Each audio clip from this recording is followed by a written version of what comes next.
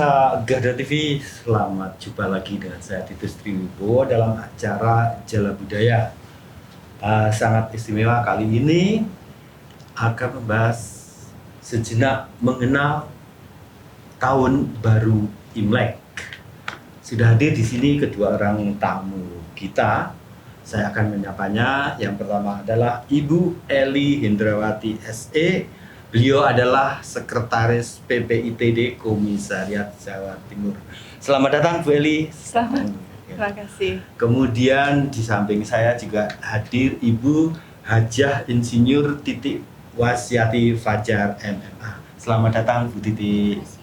Kita bertiga merah-merah karena memang dalam suasana Imlek. Benar. Oleh karena itu saya mohon Bu Eli untuk menjelaskan kepada pemirsa sedikit tentang Imlek, monggo. Terima kasih rekan Titus. Terima kasih juga kepada terutama Garda TV ya, hari ini kita bisa kumpul bersama menyambut tahun baru Imlek. Pemirsa, hari Minggu tanggal 22 2023 kita akan merayakan tahun baru Imlek yang mungkin pada saat saya mungkin sedikit cerita pada saat saya masih remaja atau masih anak-anak juga, Imlek itu hanya dilaksanakan sederhana sekali antar keluarga, kemudian setelah makan malam bersama, kemudian kami pergi ke kelenteng.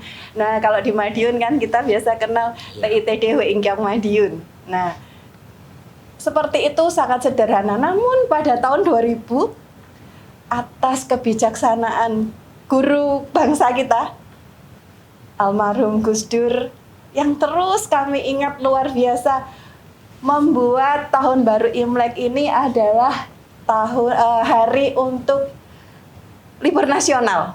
Seperti itu ya rekan Titus ya. Nah, akhirnya Imlek yang sudah bisa dirayakan secara nasional merupakan penghargaan bagi kami etnis Tionghoa. Kembali lagi luar biasa perasaan mungkin setiap tahun merayakan bersama. Terus kemudian kalau kita lihat di kota kita ini juga di beberapa kota ya, kita lihat ada banyak pernik-pernik untuk Imlek. Mungkin itu sekilas ya. Kemudian kalau untuk Imleknya sendiri merupakan satu perayaan musim semi di mana setelah musim dingin ya, banyak salju kalau di Tiongkok sana.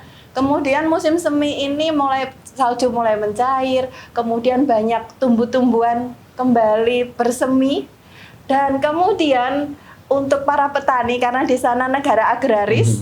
Jadi mereka memulai untuk bekerja bercocok tanam.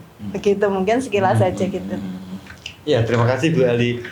Tadi disampaikan Bu Eli ya begitu ya. Memang tahun 2000 ini sudah dimulai lagi perayaan Imlek yang sebelumnya, karena pada masa lalu segala perayaan itu yang berbau etnis Tionghoa itu di tinjauan budaya menurut Bu Titi seperti apa Imlek itu sendiri? Jadi ini kalau saya meninjau dari budaya ini, saya awali dulu dari keadaan negara kita. Jadi negara Indonesia yang kita cintai ini kan sangat luas sekali dan juga besar. Dan berdasarkan data dari BPS, luas Indonesia itu sampai 1,900 juta kilometer, diluas sekali. Nah, kemudian itu terbentang mulai dari Sabang sampai Merauke, dari Pulau Rote sampai Nias. Nah, kemudian itu juga berdasarkan data dari BPS, Indonesia itu terdiri dari sekitar 17.000 pulau. Ada pulau yang besar, ada pulau yang kecil. Yang besar kita ketahui ya seperti ada yang Kalimantan paling besar, kemudian Papua, kemudian ada Sumatera, Jawa, Sulawesi, dan pulau-pulau kecil yang lainnya jumlahnya sampai 17. Kemudian kita tahu bahwasanya masing-masing pulau itu ditempati oleh penduduk di mana itu tidak sama keadaannya. Jadi terdiri dari suku-suku yang tidak sama. Sehingga tercatat itu dari Indonesia ada sekitar 1.340 suku yang ada di Indonesia. Itu data dari BPS. Nah, kemudian masing-masing itu juga mempunyai adat istiadat dan budaya yang tidak sama. Nah, kemudian juga mempunyai bahasa yang lain-lain, masing-masing itu mempunyai ciri sendiri-sendiri. Nah, itu berdasarkan juga data dari BPS, ternyata itu di Indonesia ada sekitar 718 bahasa daerah. Jadi kalau kita melihat itu, jadi kita patut bangga ya. Betapa sebenarnya Indonesia itu besar sekali dan juga mempunyai kekayaan budaya yang sangat Luar besar, biasa. Nah, kemudian saya juga setuju dengan apa yang disampaikan oleh Bu Eli tadi. Kemudian tadi mengenai karena kita itu bicara mengenai Imlek. Jadi yang kebetulan hari ini menjelang peringatan Imlek. Jadi Hari raya, bukan peringatan, ya, hari raya. Masyarakat Tionghoa, kalau tidak salah tanggal 22 ya. Ya, Minggu. 22 Januari. Jadi memang betul yang disampaikan oleh Bu Eli tadi, bahwasanya dulu pada waktu Orba itu kan ada impres, nomornya saya lupa ya, tapi tahunnya 67 tidak salah. Jadi itu waktu Presiden Soeharto. Jadi impres tersebut mengenai adat istiadat, kemudian agama yang berkaitan dengan Cina itu dilarang. Jadi apa yang berbau Tionghoa itu tidak diperbolehkan. Nah, kemudian tetapi tadi juga disebutkan dengan adanya Gus Dur, Bapak Guru bangsa, guru bangsa kita, guru bangsa. Itu karena beliau itu sangat gandrung dengan keberagaman, jadi sangat menghargai keberagaman, sehingga waktu beliau menjabat sebagai presiden, impres tersebut dicabut, kemudian diganti dengan kepres, di mana pada waktu itu kemudian masyarakat Tionghoa bisa merayakan hari rayanya, di mana dalam ini adalah hari raya Imlek. Sehingga pada waktu itu yang merayakan itu bisa diliburkan, tapi secara fakultatif pada waktu itu. Nah, kemudian tapi ya paling tidak itu sudah apa itu ya suatu kemajuan. Kalau dulu itu mungkin waktu merayakannya kan ya apa itu hanya seadanya atau mungkin hanya lingkungan keluarga, bukan diam-diam, mungkin hanya kalau diam-diam kan mungkin ada sistem penjajahannya, enggak, lingkungan kecil dalam lingkungan kecil, tapi dengan adanya itu sudah Gus Dur mengeluarkan kepres tadi, sebenarnya sudah bisa dianukan secara luas. Kalau semula itu baru diliburkan secara fakultatif ya bagi yang merayakan, tapi ketika itu sudah digantikan oleh Bu Mega, kebetulan ya Bu Mega, itu yang semula itu fakultatif, kemudian tanggal 22 Desember ditetapkan libur secara nasional, berarti suatu kemajuan lagi. Nah, sehingga jadi betapa ini ternyata budaya pun juga mengalami perkembangan dengan situasi dan kondisi. Nah, jadi kita memang kalau kita ingat ya betul Gus Dur tadi ya, harus berterima kasih sekali karena Gus Dur itu ya sebagai guru bangsa pandangannya jauh. Pembuka Pandora. Pembuka Pandora. Sehingga beliau memikirkan bagaimana agar semua masyarakat dunia itu bisa hidup dengan tenang, berdampingan tanpa membedakan keberadaan apapun ya. Iya, terima kasih ini seru sekali. Tapi nanti kita akan lanjut pada sesi berikutnya. Tetap di Jala Budaya.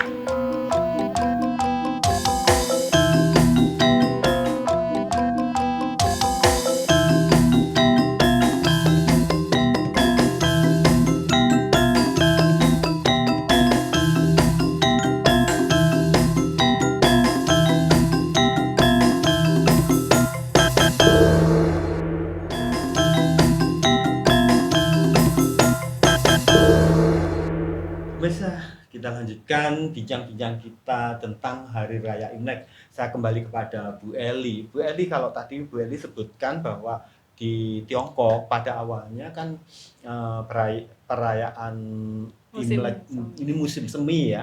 Nah, di Indonesia sendiri kan nggak ada musim semi nih. Jadi adopsi budaya perayaan Imlek sendiri itu gimana itu? Baik, seperti tadi ya, saya menyambung juga keasikan dari penjelasan Bu Titi. Iya. Saya manggilnya Mbak Titi aja. Begini, seperti tadi budaya ya, ini hubungannya tetap sama budaya, tradisi. Nah, kalau tadi dipertanyakan bahwa di Tiongkok 4 musim memang kan, dan kita hanya punya 2 musim. Namun seperti semua anak bangsa ya, mempunyai tradisi yang disebutkan Mbak Titi tadi, luar biasa. Dan itu apa ya, istilahnya dari generasi ke generasi turun temurun ya, kebiasaan itu tetap dijaga. Sebenarnya begini, pada saat di Tiongkok setelah musim salju ini mencair, nah kemudian banyak seperti kalau dilihat, kalau di Jepang disebutnya bunga sakura, tapi kalau sebenarnya bunga bue, jadi mekar semua ya. Jadi seperti buah-buahan ini, pohon-pohonnya sudah mulai berkembang dan muncul satu bentuk rasa syukur ya. Jadi rasa syukur bahwa semua 1 tahun ini terlewati dengan situasi yang baik. Nah, kemudian ada muncul satu semangat Mingdian Weekend How, artinya esok kita akan menjelang hari yang lebih baik. Nah, itu selalu spirit seperti itu ditanamkan mulai masih dalam usia anak-anak mungkin ya. Iya. Bahwa hari ini kita melakukan yang terbaik, tapi kita akan menjelang esok lebih baik. Ya, berusaha. Jadi step by step spirit itu terus ditanamkan ya. Nah, kemudian semangat kerja oh ya, kalau yang bahasanya Pak Jokowi seperti itu. Kalau Pak Jokowi sih sudah begini ya, jempolnya bingung sampai pakai jempol berapa. Nah, kemudian setelah bekerja, yang bekerja tetap bekerja seperti tadi ya, agraris kan bercocok tanam. Kemudian yang sudah masuk dunia kan sekarang sudah step ya, kita bicaranya sudah bukan masa lalunya. Kemudian saat ini sudah mulai step dunia industri ya, bekerja sesuai karirnya masing-masing ya. Nah, namun dengan bertitik tolak pada kebahagiaan di tahun baru Imlek, sebenarnya kembali lagi sama kok seperti di Indonesia. Tadi kan tanya, kalau di Indonesia kan cuman musim kemarau sama musim. Nah, hanya spirit ya. Jadi semangat. Kemudian kebiasaan juga kalau pada saat menjelang Imlek. Jadi biasanya kalau yang mungkin masih dalam dunia kuliah ya, mereka biasanya kan ada waktu untuk pulang lebih awal. Nah, seperti berbondong-bondong juga, seperti pada saat mau Idul Fitri ya.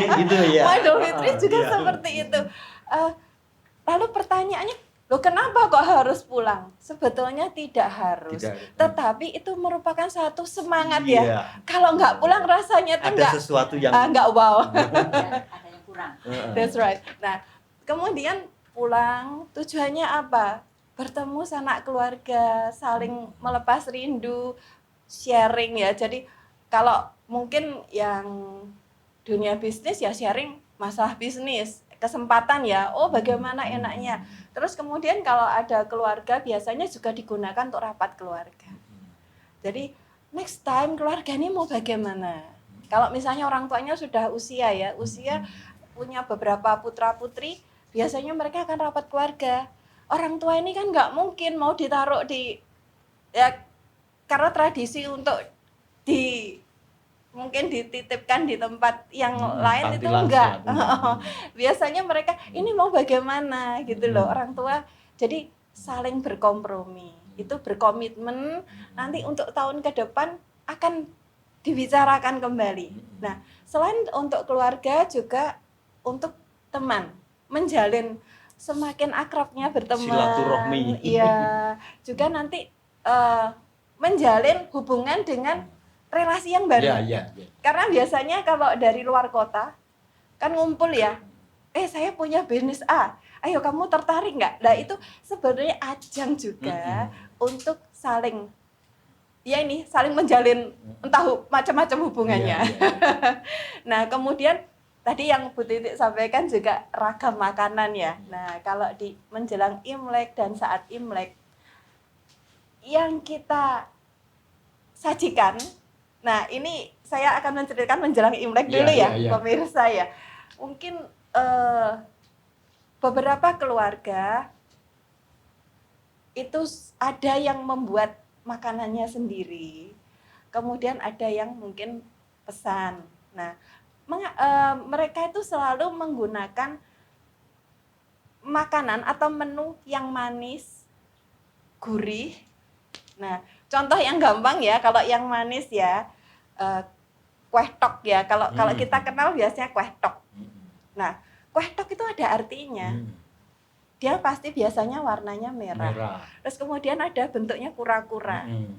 Nah, warna merah yang mungkin nanti akan saya jelaskan ya, kenapa di dalam Imlek seperti tadi kita pakai ini ya, saat ini ya. Nah, ini Mas Titus ini luar biasa karena di dalam Imlek di Tionghoa ini selalu banyak digunakan warna merah dan warna emas. Emas itu logam ya, karena kita mengenal 5 unsur. Nah, itu nanti saya akan jelaskan, tapi makanan dulu. Ya, kita masuk ke makanan sesi dulu. Lah, makanan kenapa kok harus manis? Kenapa yang lengket? Karena tujuannya apa? Kita akan menjelang kehidupan ini dengan lebih baik. Ming Dian we can how. Tomorrow it's better.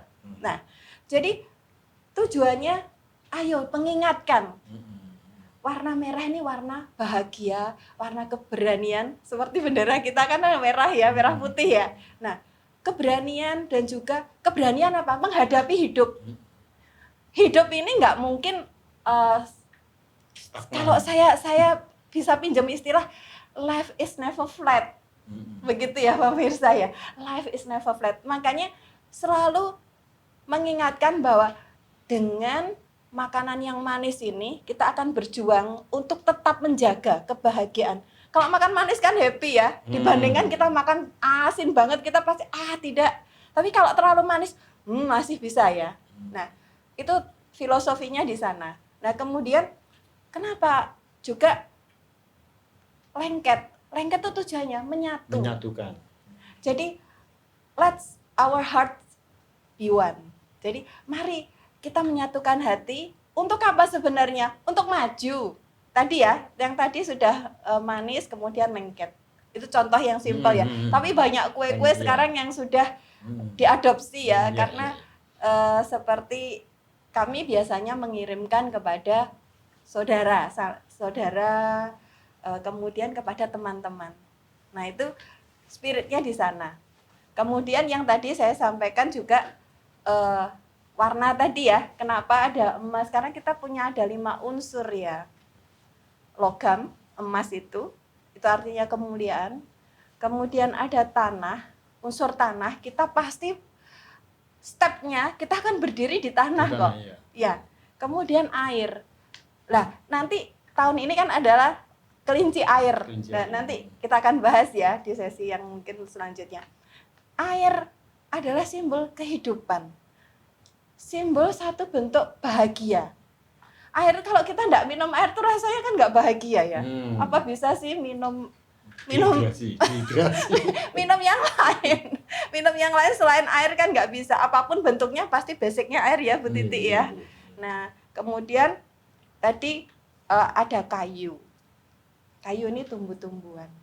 Kemudian api. Api ini apa juga kehidupan. Sebenarnya 5 unsur ini di dalam tradisi Tionghoa, sebetulnya nggak hanya tradisi Tionghoa yang kita sadari ya, cuman karena di tradisi Tionghoa itu ditekankan bahwa 5 unsur ini mempengaruhi kehidupan kita. Jadi kelima unsur yang ada itu tetap harus diperhatikan karena apa? Kita melangkah. Tidak terlepas dari. Iya, jadi setiap langkah. Jadi nanti misalnya ada, mungkin pemirsa juga tahu ya, kalau misalnya tahun ini tahun kelinci air, pasti membuka Google. Wah, bagaimana ini saya tahun depan? It's okay. Itu adalah baik juga karena apa? Satu warning apa? Menjaga diri kita dan juga kita menjadi lebih hati-hati dan lebih bersemangat. Jadi di dalam filosofi Tionghoa itu tidak ada satu sistem untuk menakut-nakuti, nggak ada, tetapi hanya warning, hanya menjaga kalau seperti ini kamu harus bagaimana. Jadi selalu step by step melihat diri sendiri. Nah, kemudian pakaiannya biasanya memang menggunakan banyak warna merah dan kuning. Ya, seperti tadi juga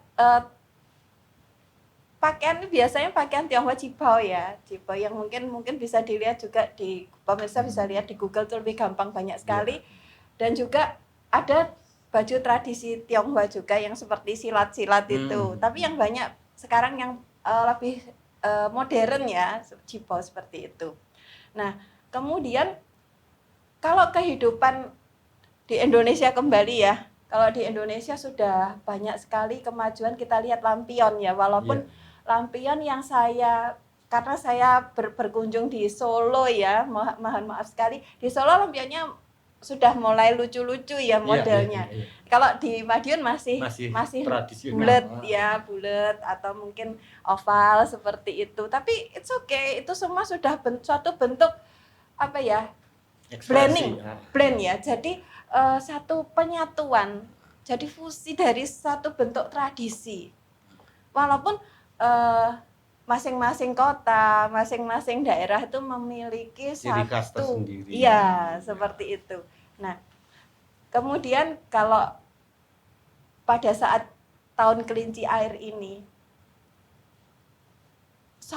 kalau kelinci itu kan suka melompat. Nanti di sesi nanti itu. Iya. Oke. Baik. Tahan dulu. Ke sesi 3 saya ingin tanya tentang kelinci air nanti. Biar pemirsa. Tapi saya mau biar pemirsa dengar terus. Menunggu ya. Bu Titi, pernah enggak Bu Titi melihat pertunjukan wayang potehi yang kalau di Madiun itu kaitannya dengan Imlek ini? Jadi begini ya. Saya melihat, tapi itu waktu masih kecil. Iya. Jadi ini berarti saya cerita waktu masih kecil. Jadi saya itu kan hidup di kabupaten, kebetulan dekat alun-alun. Rumah saya dekat alun-alun. Nah, kemudian itu kalau menjelang hari Lebaran, jadi untuk umat Islam ya, itu alun-alun itu mengadakan pasar malam. Jadi pasar malam itu berlangsung ya cukup lama, tapi dibuka pada waktu Lebaran. Itu dalam rangka ya memperingati hari Lebaran untuk Islam. Jadi kalau tadi untuk warga Tionghoa ada Imlek, kemudian mungkin kalau Pak Titus ini sebagai Kristen ada hari Natal. Nah, untuk yang kami warga Islam yang penganut agama Islam itu kalau di Ponorogo di kota saya itu menjelang Lebaran itu ada pasar malam. Nah di situ pasar malam itu di situ ada beberapa macam tontonan. Jadi yang saya ingat betul waktu itu ya ada wayang orang, ada ketoprak, kemudian juga ada joger Bandung, tidak salah itu. Dan juga kadang-kadang ada wayang kulit, tapi kadang-kadang ya kalau yang lainnya tuh semuanya sudah memang tersedia di situ dengan dibuatkan tobong-tobong itu. Nah benar ada yang kecil itu ya. Di pojokan itu ada wayang potehi. Sehingga pada waktu itu meskipun saya tapi tidak melihat jadi saya hanya lewat saja karena memang ya kebetulan saya kurang tertarik waktu itu terus terang saja. Jadi kalau saya itu memang tertariknya pada wayang orang ya, sehingga saya itu memang penggemar sejak dulu. Jadi kalau ada wayang orang, kalau dapat sangu dari nenek, Pak D, Pak Le itu saya kumpulkan adalah untuk melihat wayang orang. Jadi kalau wayang putih memang waktu itu saya belum begitu tertarik ya karena zamannya ya waktu itu kan memang ya orang itu suka lihat wayang.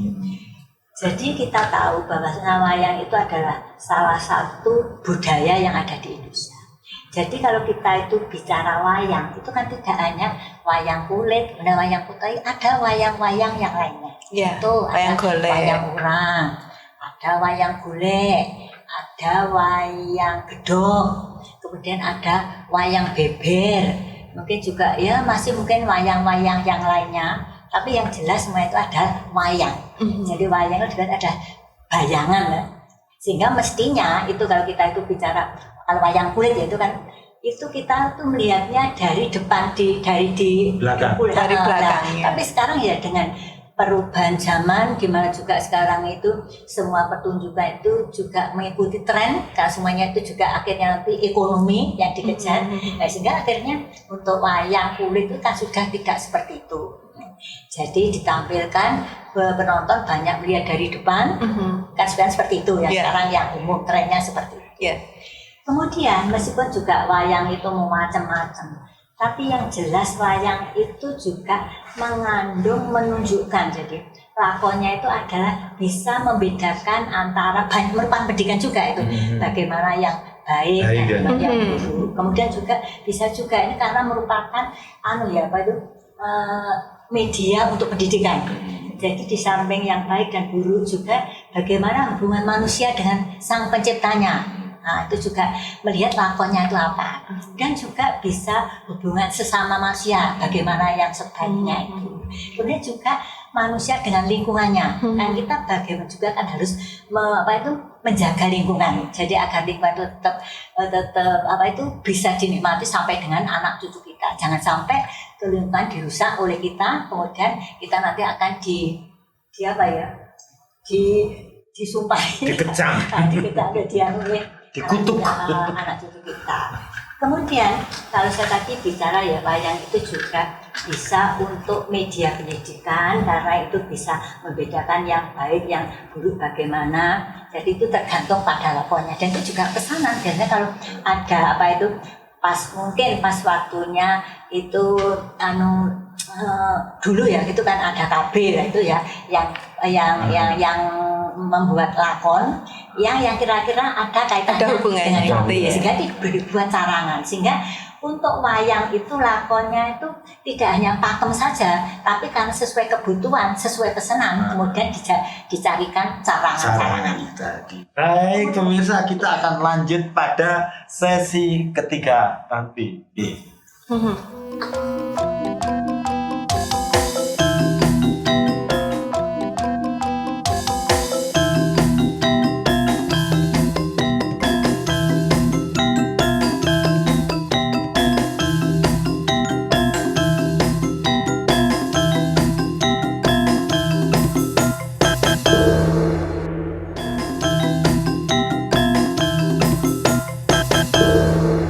Pemirsa, sampailah kita pada sesi terakhir dalam acara Jalan Budaya kali ini. Tapi saya pengen Bu Titi untuk melanjutkan yang tadi sempat saya potong tentang wayang tadi. Monggo Bu Titi.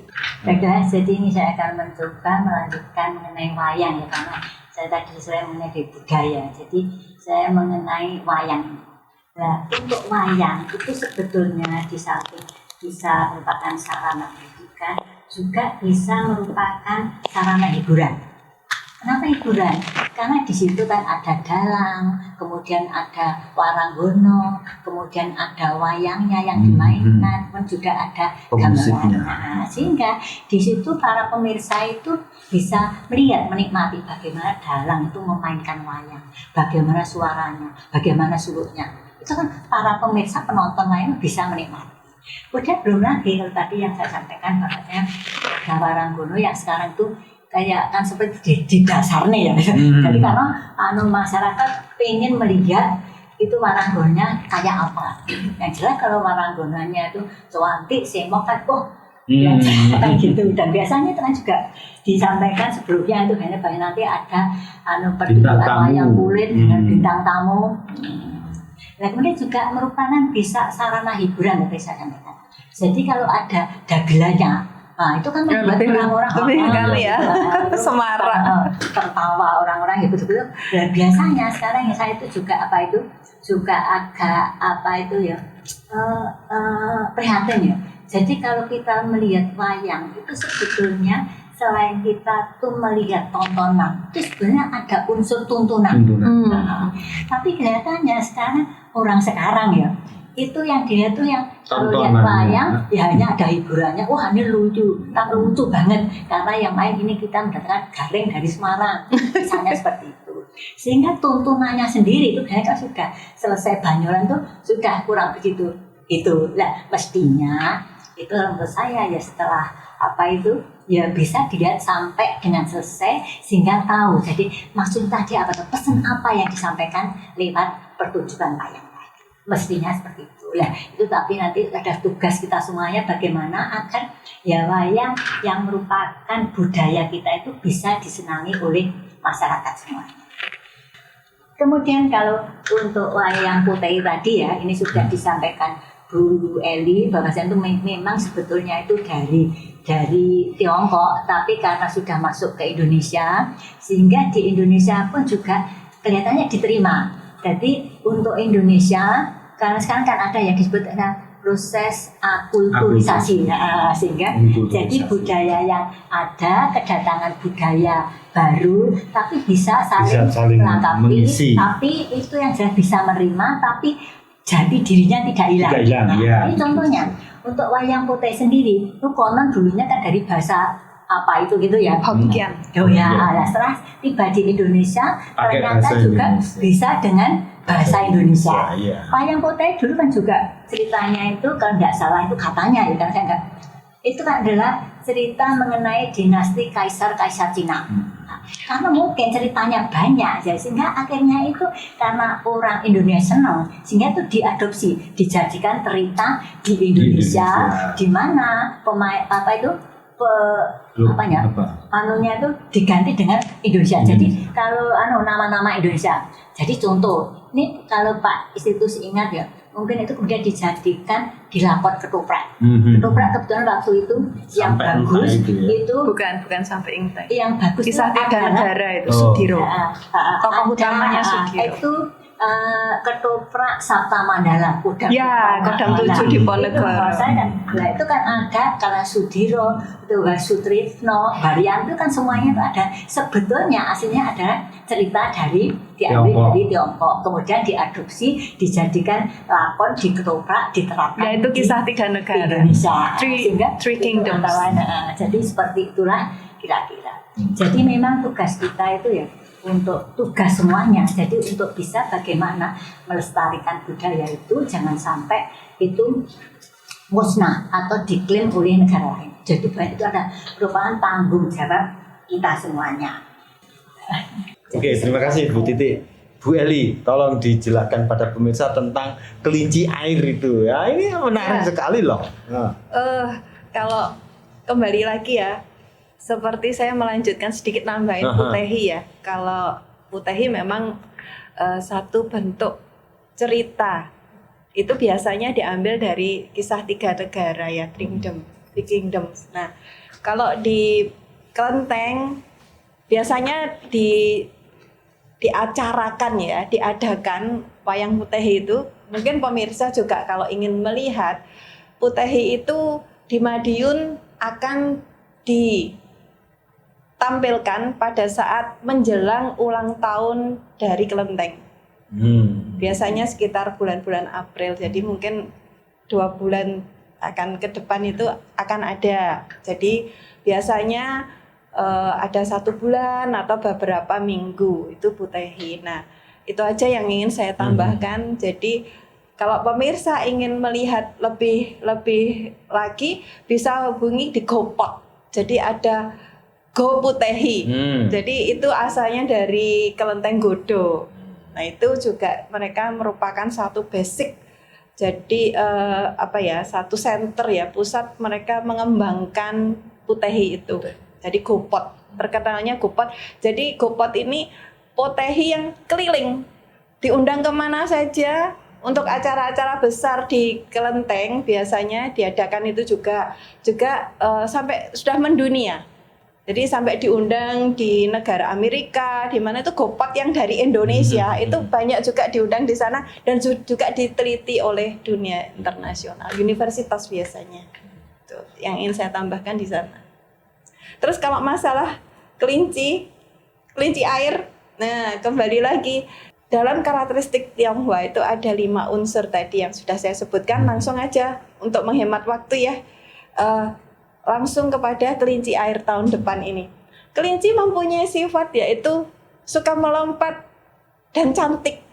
Pasti ya, terutama para ibu atau wanita, remaja. Kalau lihat kelinci itu rasanya imut-imut, gemes. Nah ini saya nggak tahu pemirsa yang pria, apakah juga begitu? Suka melihat Playboy. Kelinci airnya bukan kelinci playboy.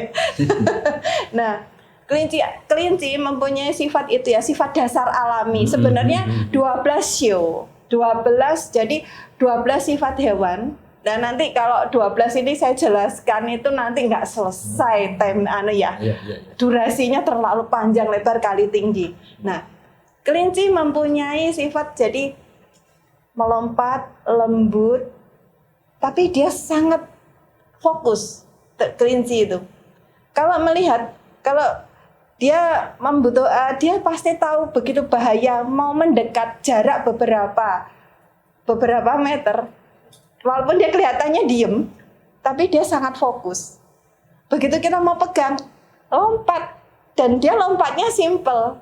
Kalau mungkin kita pelajari lompatan kelinci ini kan sangat lentur. Nah, sifat dasar seperti itu juga diteliti. Sebenarnya 12 show ini merupakan satu bentuk penelitian ya. Bahwa dengan sifat dasar seperti itu, tahun kelinci air. Lah, sekarang kita masuk ke sifat dasar air. Air ini bisa berubah sesuai padahnya. Ya. Nah, kemudian air ini sumber kehidupan. Air ini juga simbol apa sebenarnya? Kekayaan. Kekayaan yang paling gampang kita terima itu sebenarnya juga air. Selain udara ya, yang kita hirup terus ya. Nah, air ini walaupun kalau sedikit kita bisa pergunakan dengan baik, tapi kalau dalam jumlah yang luar biasa bisa menimbulkan bahaya. Nah, untuk tahun kelinci air ini diharapkan bahwa walau kita tetap fokus,